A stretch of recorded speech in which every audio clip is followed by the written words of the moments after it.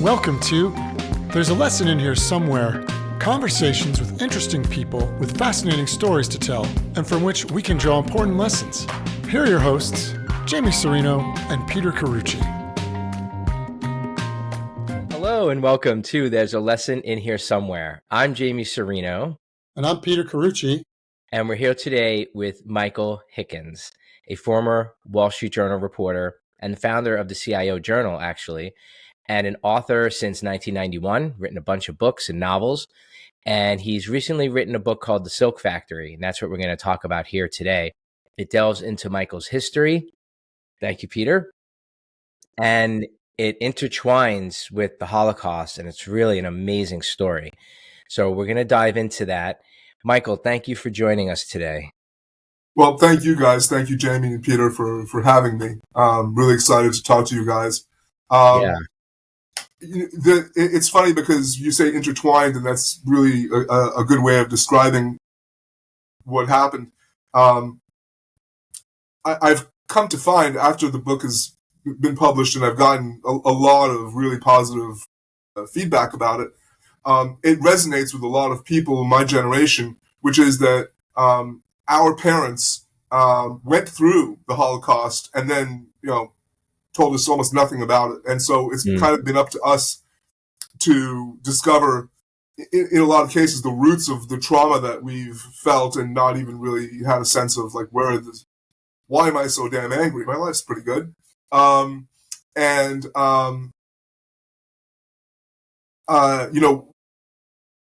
It came about by accident. As I recount in the story, I one day got an email from somebody that I didn't know, and the subject line intrigued me because it said, my grandmother was Vivian Bronstein Castillo Hickens. And the reason that intrigued me is because Vivian Bronstein Castillo Hickens is my mother. I'm like, wait a minute, your grandmother is, but I don't know who you are. And it turned out that it was a nephew of mine from a half brother that I have never met, and that's part of the story as well. And they didn't want you to send them $10,000 through some bank. No, and what's funny is that's the first reaction when I tell people that is, how much money did he ask for? He asked for nothing. What he asked for was, did I have a photograph of his father? Because he had never met his father either. And wow. My mother having recently died, I had this box in my basement, and she'd always said to me, when I die, there's this box. You got to look at the box. So when she died, I looked at the box. I was, half hoping maybe there was like $1 million in there or something. There was, a bunch of memories. There was old report cards and photographs of people that I didn't know, and junk. And then life is going on. I have a kid, and I'm like, I'll get to look at this box at some point, but not now. And I put it in my basement. Here comes this guy who wants a photograph of his father, and I'm like, oh, I know, it's probably in the box, right? Yeah. So I go to the box. I find a picture of his dad as a little kid.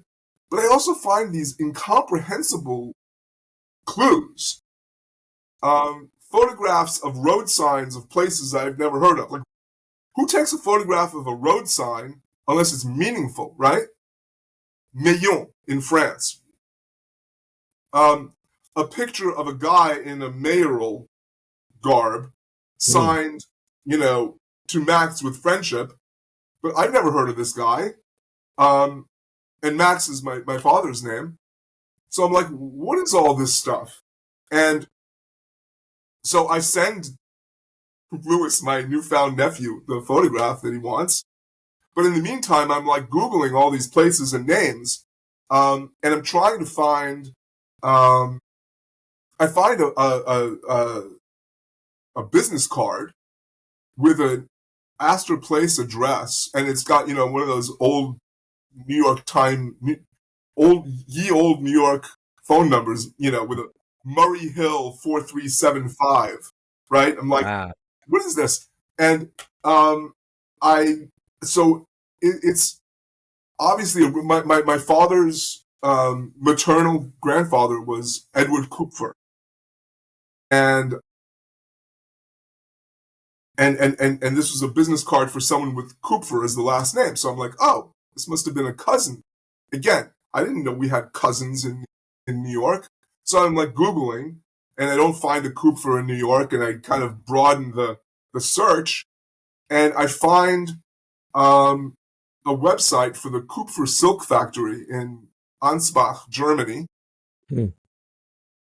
Ansbach is where my father grew up. I knew that his family owned a silk factory before the Nazis took it away. And here's this website that says Kupfer Silk Factory, family owned for more than 135 years. And I go, family owned? What family are we talking about? I don't know. Yeah, right? Last I looked, I wasn't an industrialist. So that is what led to a road trip with my wife and my infant, my 3-year-old at the time son, and my grown older son, who's now 34. He was, I guess, he was 30 at the time. And we go on this road trip to Germany and France, and we discover all these things. Some of them are still incomprehensible, but a lot of them answer questions that were sort of in the back of my mind. But anyway, you said intermingled, and it really is. I mean, it's like my life today, and I think the lives of a lot of, first generation survivors of the Holocaust, Jewish American people in particular, resonates. And like the Holocaust is like this thing that's like a long time ago now, but it still resonates through the generations. And a lot of us just don't know anything about it. Yeah. Michael, I was able to read not only The Silk Factory, but also Blomqvist, your earlier work about basically the 12th century northern French Normans, and Vikings conquering, and then The Silk Factory. And I got to say, I think I really got in your head. I really got to see how you think. And I was always fascinated as I read Silk Factory. And is this you personally speaking just everything that comes out, or do you gate this and keep it, and as you're writing, kind of have a filter, oh, I need to say this instead in order to meet maybe the goal of the book? Or is it just really just a memoir of everything you're feeling and thinking? It's a memoir of, I mean, it's so raw in a way that, I mean, there are parts of it that everyone in my family hate. In fact, yeah. The only things I changed are people's names, because, like, my son. And by the way, I mean, there are women who read this book and they come to me and go, God, your son sounds awesome. Can I meet your son? And I'm like, yeah, sure. But, he hated the way he was portrayed and asked me to change the name. I changed my wife's name. I changed most people's names in my family just because, it's, and I think it's less because I don't trash anybody. I certainly don't try to, but I think that it's raw, and I get a lot of it. It's weird. It's like, people go, wow, they were really brave. And it's like, well, yeah, it's not like I'm running into a burning building and rescuing babies or anything. I'm not brave in that way, but I suppose emotionally, there's a certain amount of courage of just going like, okay, this is me with all my flaws, and hopes and dreams. And I have to tell you, that's actually what I think stood out for me stylistically with this. I am a victim of my father having written a book of memoirs where it's over here somewhere in my bookshelves, where it didn't portray me correctly or my other family members. And so we had to do a similar thing and say, can you change our names? Because in his original one, he didn't. And he's very proud of it. But the truth is that stylistically, he kind of tempered himself to create almost a work of fiction.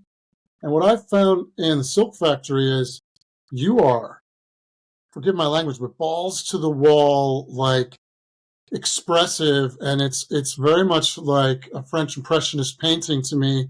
It has so much expression of not only character, but your inside thought processes that I found it very, very captivating in that way. I know you might have caught in flack for it, but I think that's one of the burning kind of artistic things I loved about it. And then you tie in the history of what you're learning. And I don't even begin to explain how you jump down this journey in the box and you're finding a piece here and a piece there.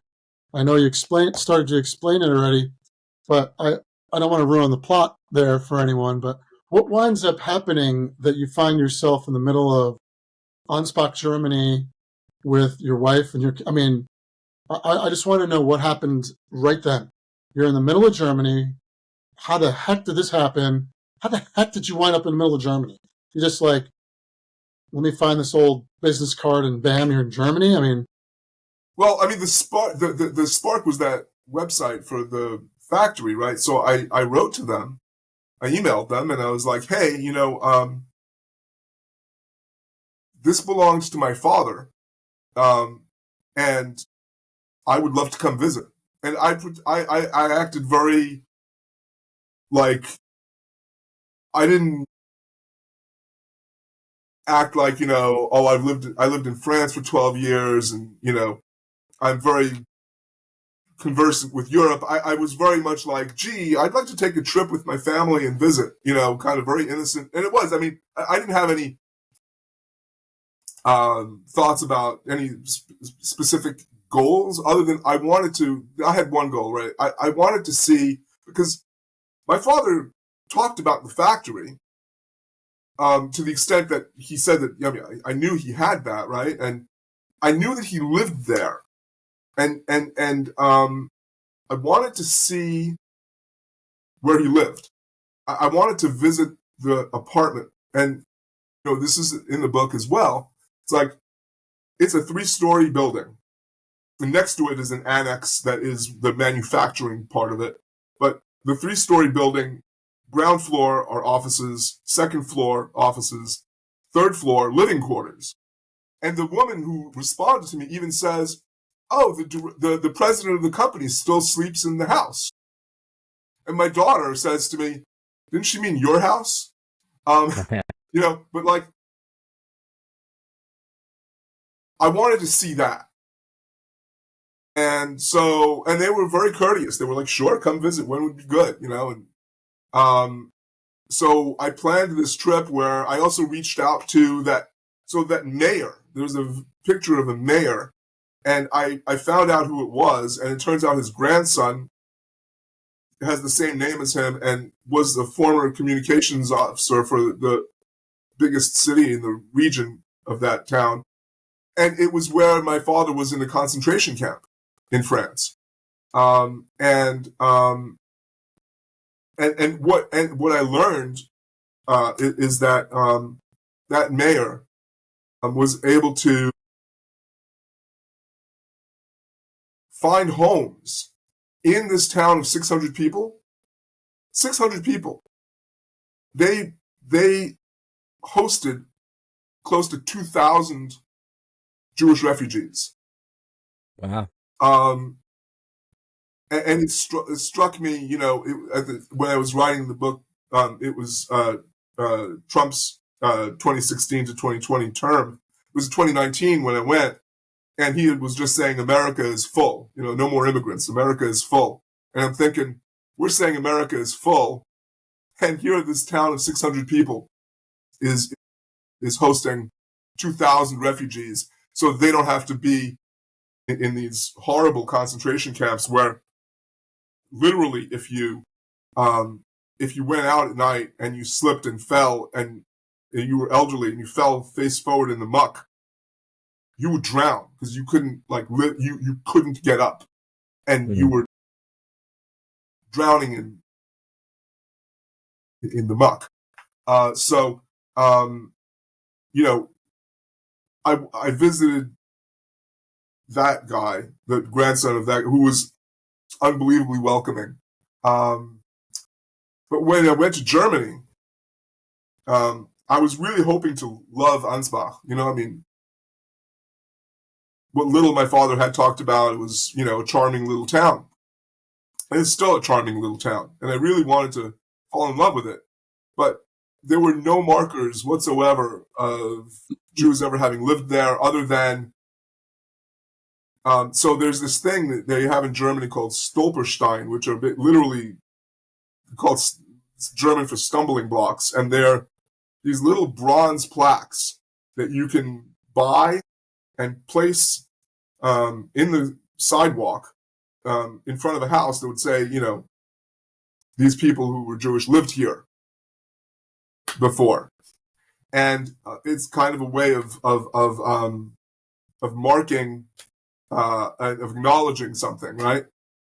And there's none of that, other than in front of the factory, you could see that the cement was fresh around it. It was like they were like, oh man, these guys are coming, we got to put these in. Nothing else anywhere in town.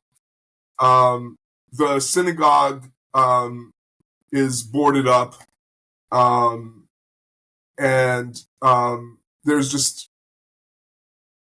I got really angry while I was there.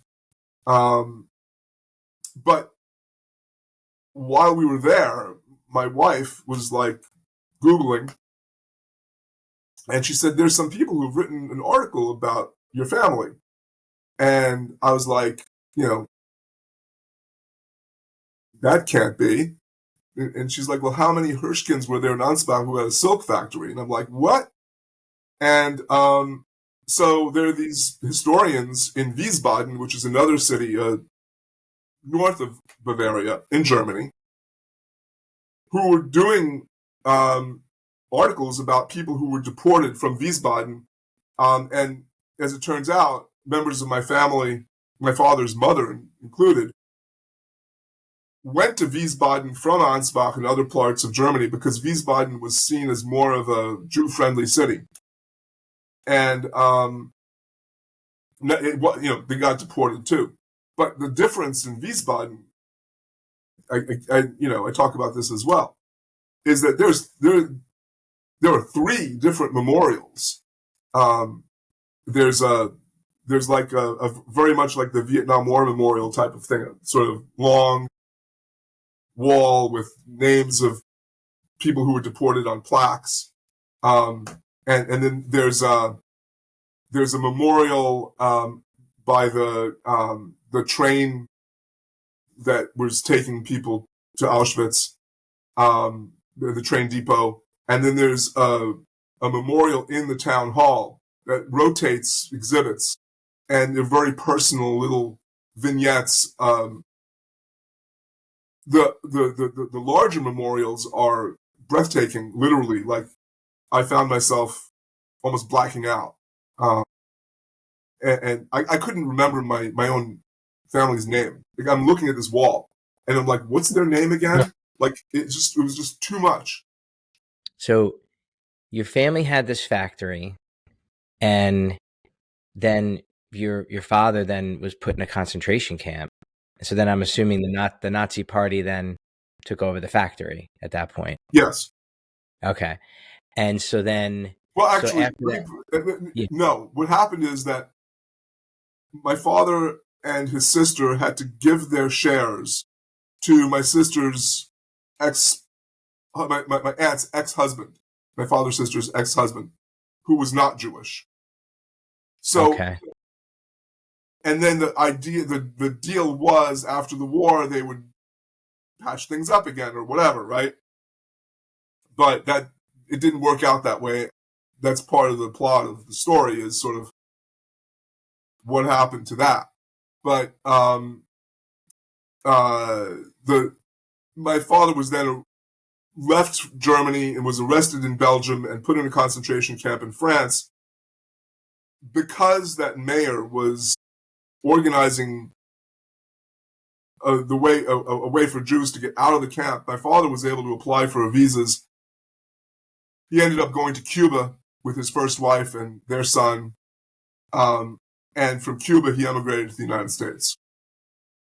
Okay. How long was he in the concentration camp? He was in the concentration camp for about a year. Wow. A little under a year. Okay. And so was he married at that time? Let me amend that. Let me amend that. Because he was very quickly living with that mayor. Paul Mirat is his name.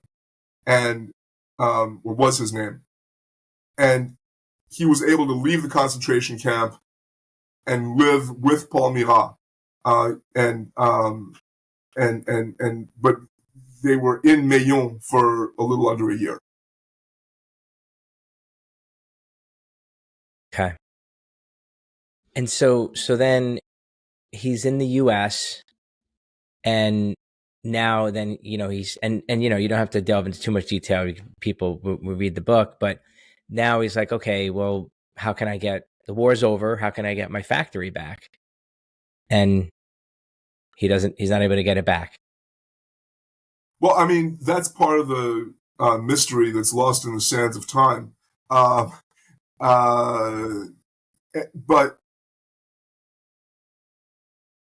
part of it was he didn't want to go back. And that's part of, in a weird way, the book could just be a travelogue.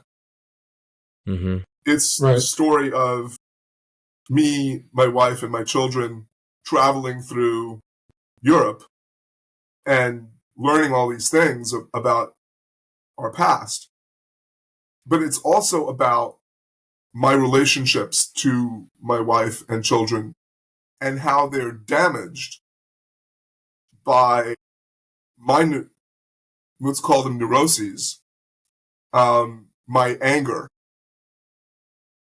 over seemingly nothing, and discovering just how much of that anger is a product of what happened to my father and his family, and realizing that the root of it isn't even having lost the silk factory.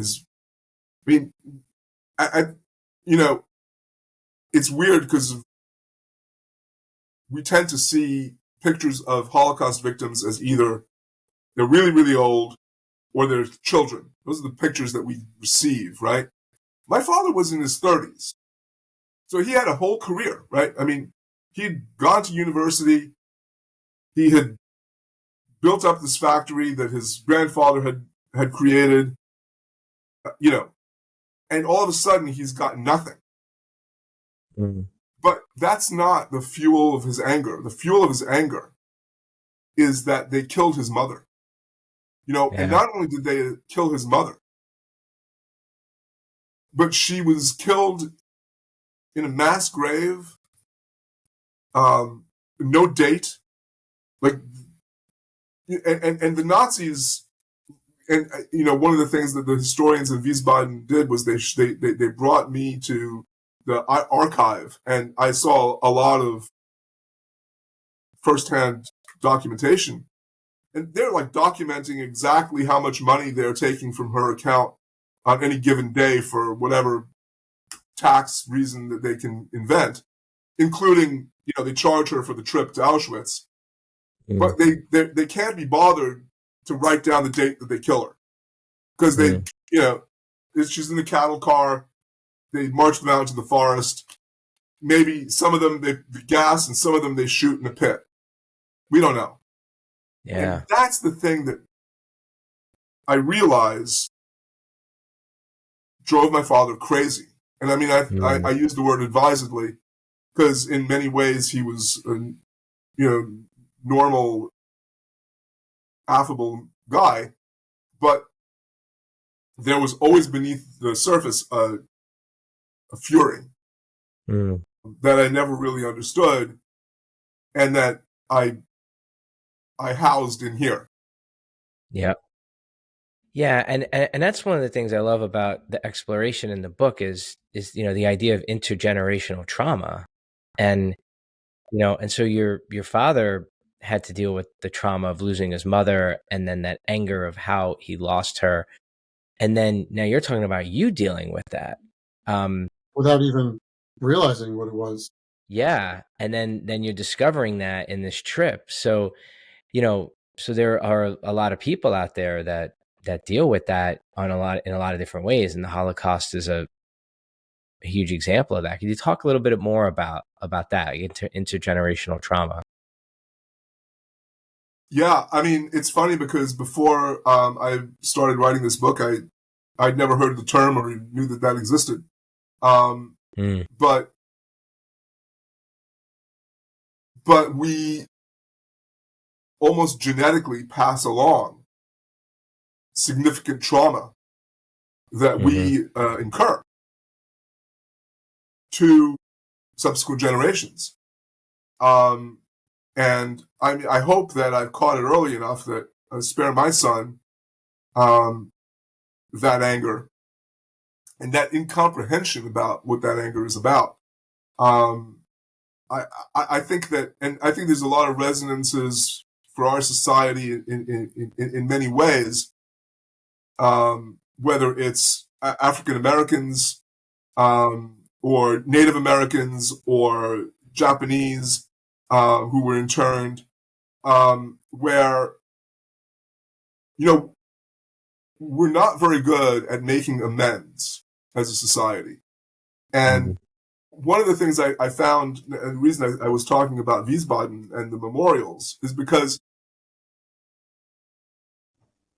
the feeling I had in Wiesbaden was 180 degrees out from what I had in Ansbach, where in one city there was absolutely no acknowledgement of anything at all, and I was beside myself with fury. And then Wiesbaden, where they seemed to bend over backwards to acknowledge what happened and to try to make amends in some small way. And it was very meaningful to me. And so I think that the converse of the generational trauma is like, okay, so what do we do about that? Because we don't need to live with that, right? We can fix that. It seems that in your desire to seek any kind of healing through acknowledgement of the wrong helped some degree of like cognizance for you that it can be okay, that you can start to heal. Whereas in Ausbach, the fact there's nothing there, at least when I was reading that, you were so fuming about it. It's still, I wonder what society can do to begin, or not to begin, to actually help fully. I mean, will we ever heal from this? I don't know.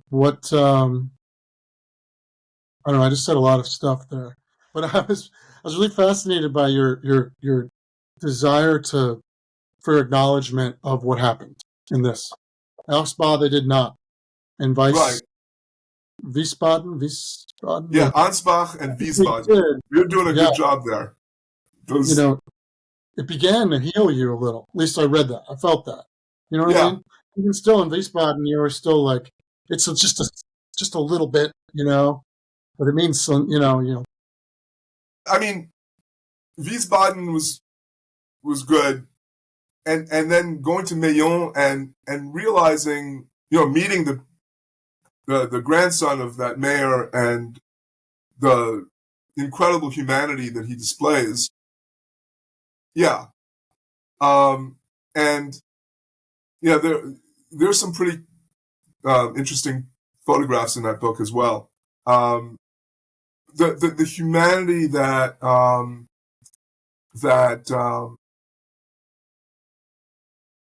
they displayed is as much a healing agent as anything,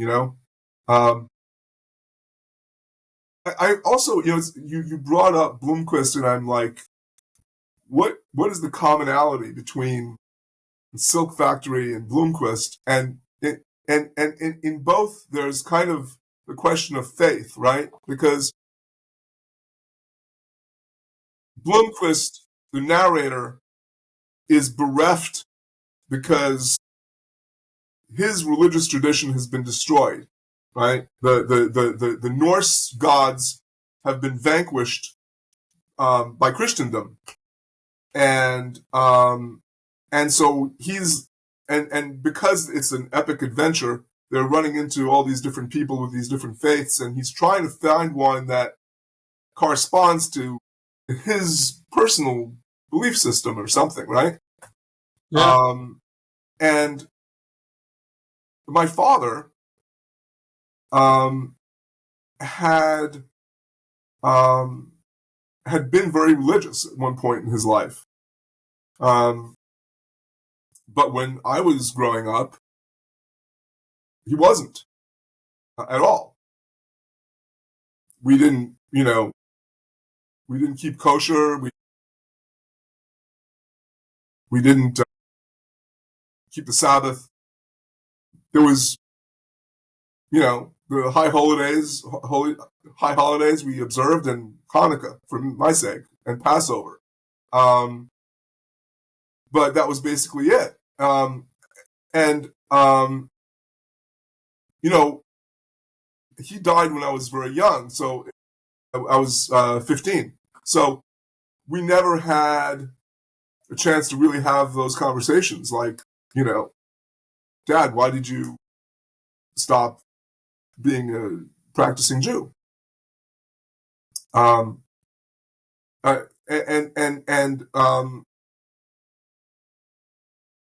again, it comes down to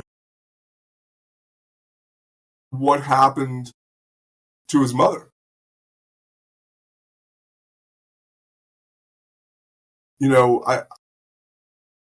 It's something I felt on top of, like, even more than the material goods that were taken from him, and even, more than his livelihood and his homeland and like where he grew up. And I mean, just think about how attached we are to where we live. Patriotism aside, right? I mean, we grow up somewhere and it's part of who we are, and all of a sudden that's ripped away. And we take it for granted because we're Americans that, well, at least he came to America, a great place to be, right? Everyone wants to come to America. Not necessarily, right? Some people were very happy where they were, or thought they were. But on top of that, they killed his mother. And God let that happen. And that is the thing, I think, that, they took, the Nazis took his faith away. Mm. And to me, that's almost, I don't know if it's almost worse, but it's, and I don't know for sure, but if that's the case, that's really tragic. Because at some point it was important to him. Yeah. Yeah. I mean, so much there that he had to carry. So you brought up so much, like, physically removed from where he was living, right? Killing his mother, taking away his career, his livelihood, his whole identity, and not being in control of any of that. You end up somewhere, okay, maybe you ended up in an okay place, but not being in control of any of that, and having that identity shift on a lot of levels, just very sudden, and being put in a concentration camp. There's so much that he had to carry. And you talked about, when getting back to the intergenerational trauma, what you were referring to, I think, might be called epigenetics, where, Yes. yeah, you can actually pass biologically that trauma along. And they actually use the Holocaust to prove that. And they use Holocaust survivors to prove the concept of epigenetics, that it does exist. And you were talking about being worried about passing that along to your son. So how did the trip and the experience, and now post-trip, how did that affect your relationship with your son? And how do you feel about that now, about him and about passing along that trauma?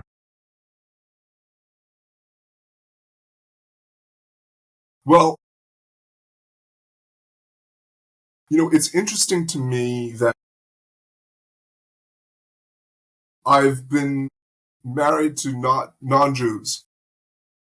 And, my family, they were all Jewish. And, I was told from an early age that it was important to marry a Jewish woman because otherwise that would become a thing. And I don't know whether on some level, consciously or genetically, I wanted I wanted to diversify my own gene pool. Um, I I know that as a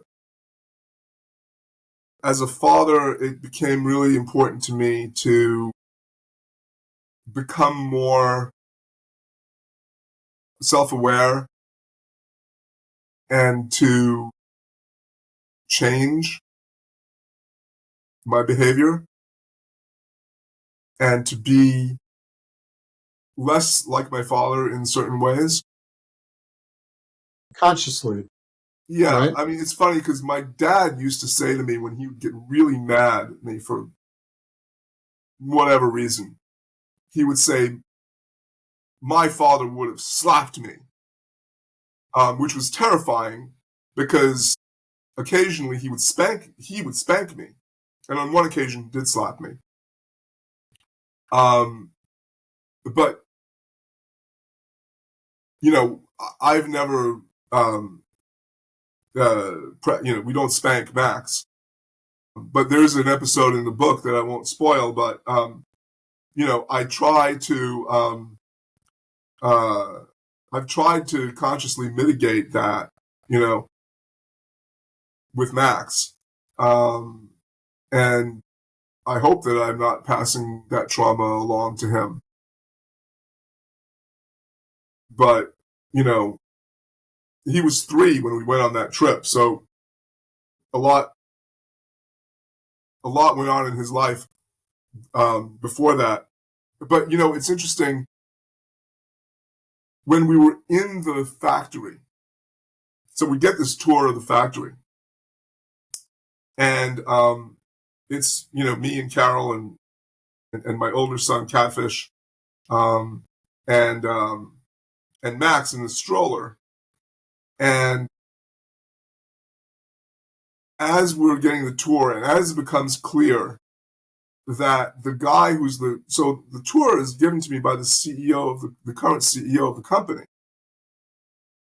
And I'm getting angrier at him for reasons that I'll leave for the readers to discover. But as I'm getting angrier, Max is getting fussier and fussier in his stroller to the point where Carol has to leave with him so that we can finish the tour without this, squalling kid basically driving everybody crazy. And, I found it interesting that he was 3. Without knowing anything or understanding anything about what was going on, he could just feel it. He could feel the vibe. And, yeah, it's, Yeah. And so another thing I wanted to kind of return to is, I think it's wonderful that, you've written this book. It's a memoir. It's a memoir, but you're also sort of documenting something here. And anytime something can get documented about the Holocaust, I'm happy about, because as we know, there are people out there actively trying to say that it didn't happen, right? So anytime you can sort of plant a flag and say, here's more evidence that it happened, and you touched upon that with one town saying it happened and another town not really acknowledging it, and, you try to look at it in both ways. Like the German people, when I speak to people from Germany, some of them do have tremendous guilt about it and they want to move on, not necessarily be reminded about it all the time. And then some feel that it should be acknowledged, and then you have people saying it didn't happen. And then, you have, so my grandfather was in World War II, and he was one of the people who liberated Dachau, and he had those stories, and he had, I have some documentation and stuff. And so I think it's great that you've written this memoir, you've sort of planted another flag, like this happened.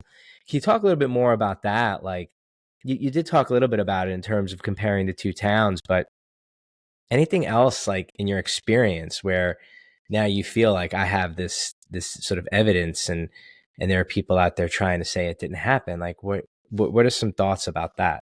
It's interesting that you should say that because the box had a lot of things when I started to really look at it. A lot of artifacts, historical artifacts, like I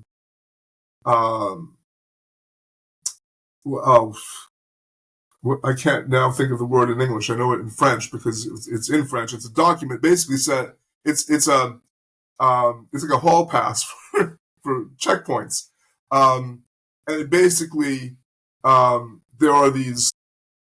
Some of them are written in pencil on the back of a scrap of paper, basically signed by a notable saying this person is allowed to go to this place at this particular time. There are ration cards. There are a lot of documents that help place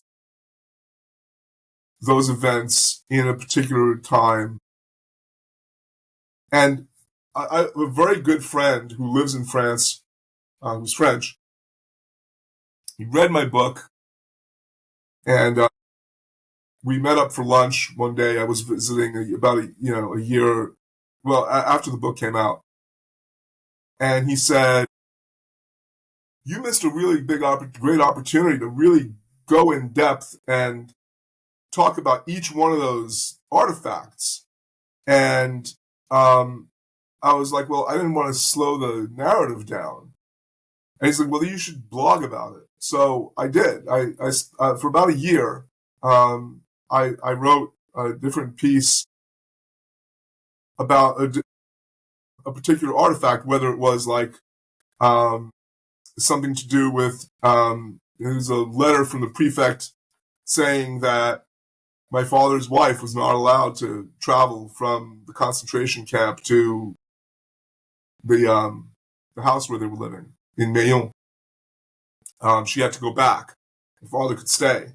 So they were just, and I would write about exactly what the piece was, and I took a picture of it and included it in the post. And I mean, there's more than can fit in a narrative in a memoir, and particularly, you want it to be readable. I mean, I wrote it so that people would read it. So I didn't slow the narrative down every time there was a piece of documentation to really, but there are pictures of some of them. But my publisher also was like, people like photos, but they don't like pictures of documents. So there aren't as many documents there, but easy enough to find my blog.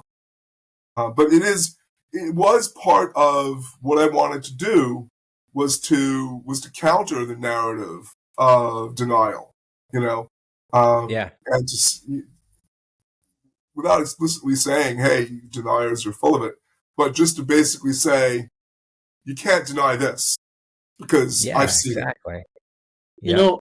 I'm really glad to hear you say this, having known you for a while, because when I read that in the book, your kind of self-discovery journey in your mother's box, I remember feeling kind of like I was there in that room as you're discovering it all and trying to figure out what happens. And I can't wait to check out your blog now. That's really great, because it's not only just, your father's trauma, but also how your mother handled it, how you handled her not opening to you all those years, that she must have known stuff. And as I was reading, I remember thinking, wait, what? What? And that's because you're voicing, like, how could she not have said this to me? And especially because I know we talk often, we're both history freaks. Like your previous book was dove into like literally like the 12th century specific historiographical stuff. And then to Dude, find it's the out now, 11th century. Get it wow, right, for crying out loud.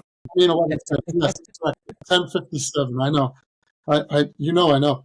Um, and then, but to find out that in your own life, that history part was kind of missing in a way I thought was really very powerful, especially, and also I have a second question for you that's really bizarre and seemingly trivial, but I think it does speak to some of that lack of self-history that I think you discovered, kind of giving yourself your own opportunity to rediscover yourself.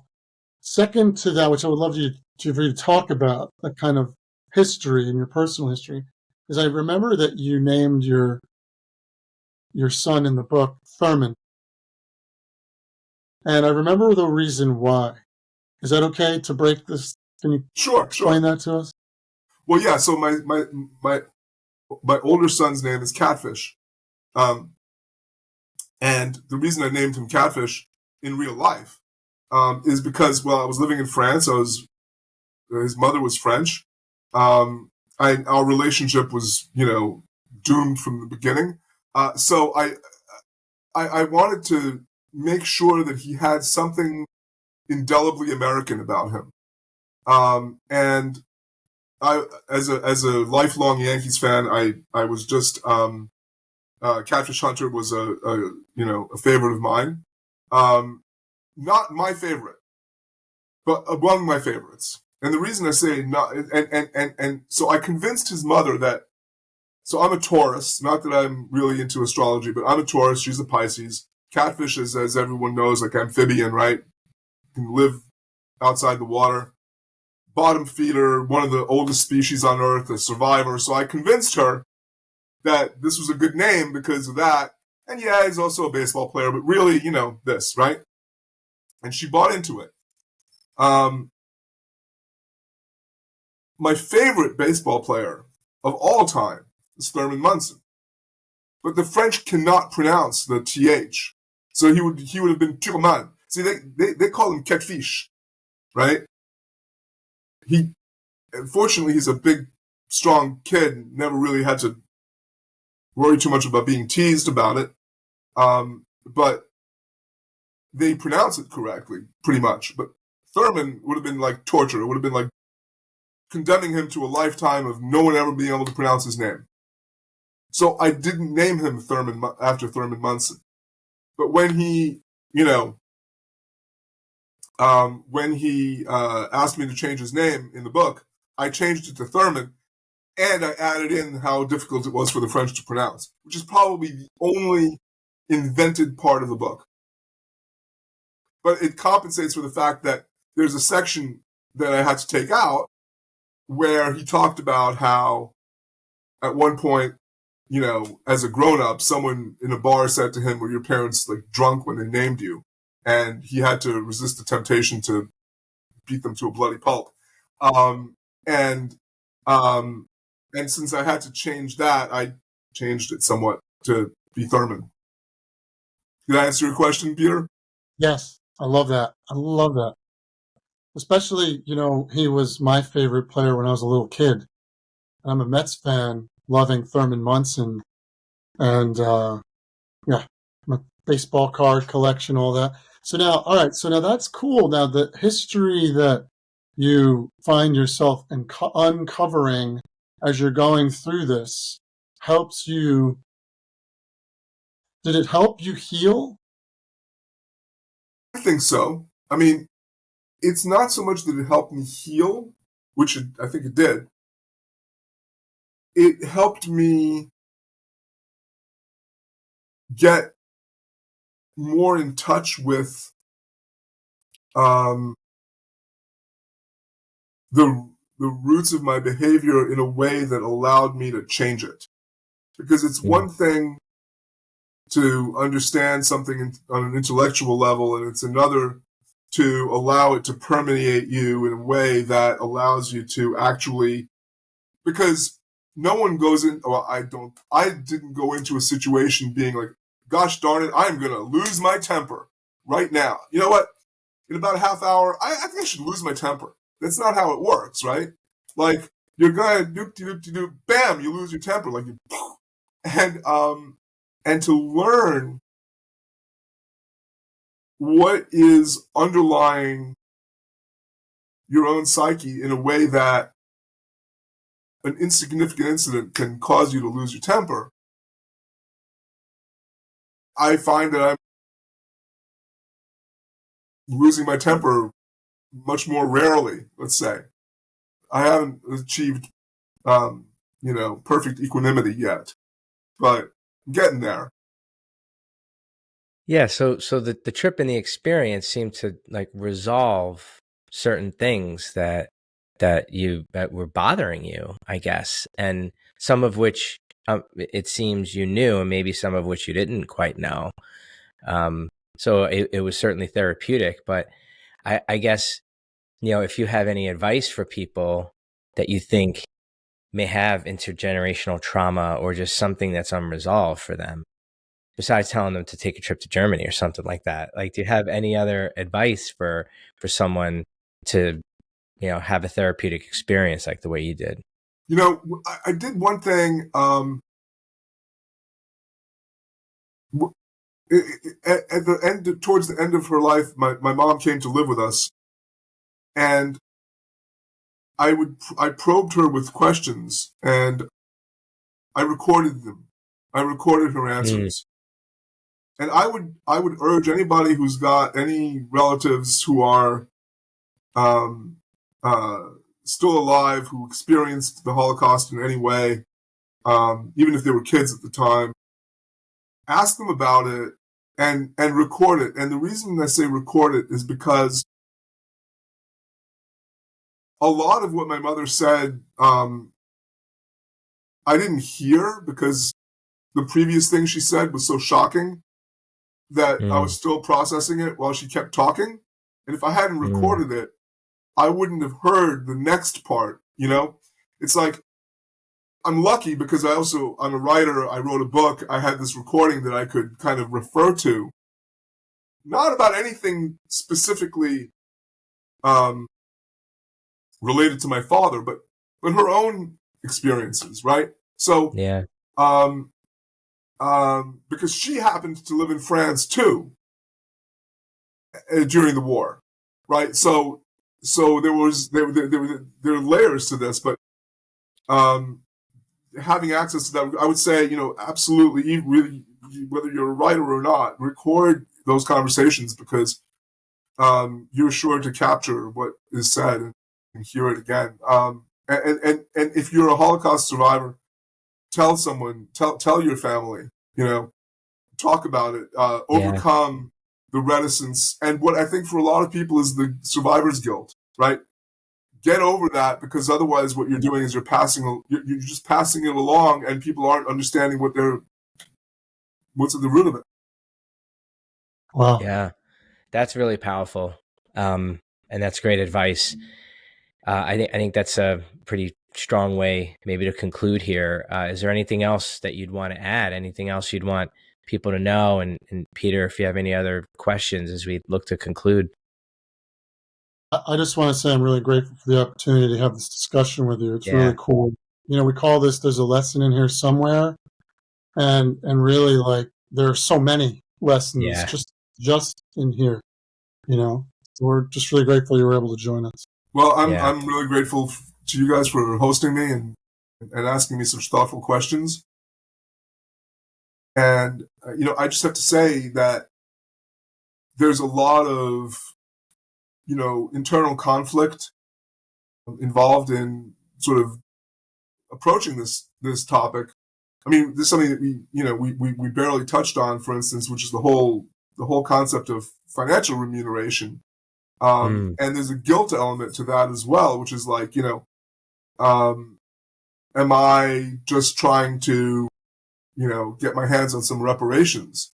What, is that wrong? And I think it's I think that my own case apart, I do feel that reparations are important, because that's the way we acknowledge things. It's like go back to the Bible. It's like the reason that the Jewish Bible has these sort of very specific laws about if you accidentally kill your brother-in-law, then you have to provide this and that to.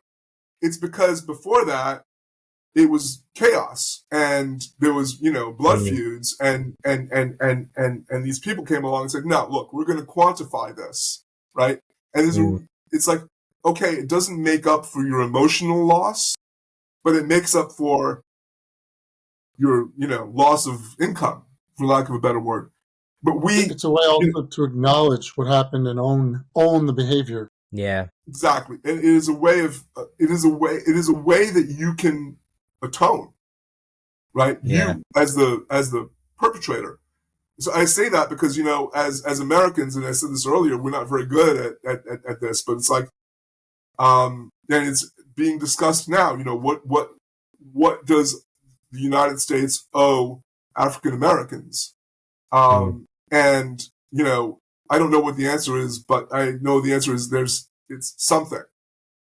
And until there's that acknowledgement, and I can speak from personal experience about that, just acknowledging that a wrong was committed and being willing to put a value on that goes a long way towards healing wounds that have not healed in over 100 years.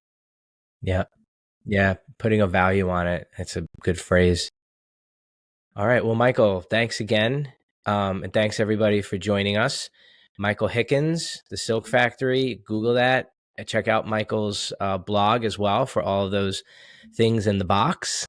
A lot of stuff and a lot of other books from Michael that you can explore. So check them out. All right, Michael. Thanks very forward much. To seeing you again. All right. All Take right. care, Take everybody. care. Bye. Bye-bye.